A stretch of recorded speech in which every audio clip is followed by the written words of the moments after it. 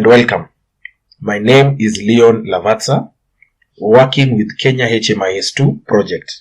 I'm going to take you through the installation of the interoperability layer in Ubuntu Linux environment. The first step is to obtain the correct installation package from GitHub Palladium releases page, download it, and save it in an appropriate location in your machine. Once you have saved the installation package, access it through the terminal. For example, I have saved mine on the desktop. To run the installation, you need to access the installation package through the terminal.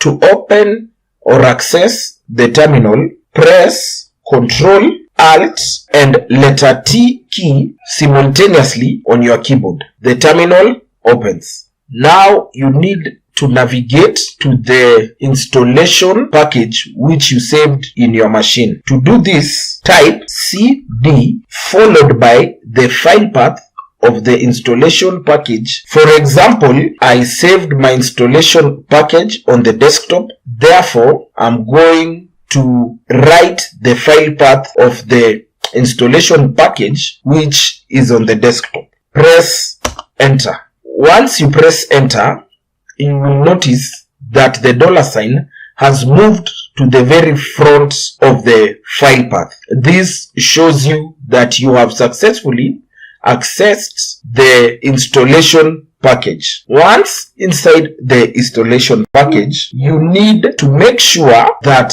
the installation script is executable. To make the installation script executable, you will run the following command: sudo chmod a+x install.sh.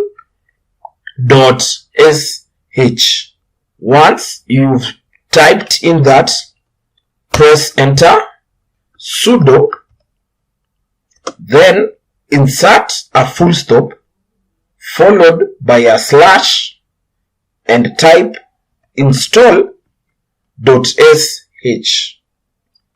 Once you have typed this, press enter.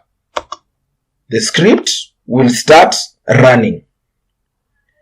You will then be prompted to input your database name. The database that we are using is OpenMRS. You will then be prompted for the database password. The default database password is test. Type in tests and press enter.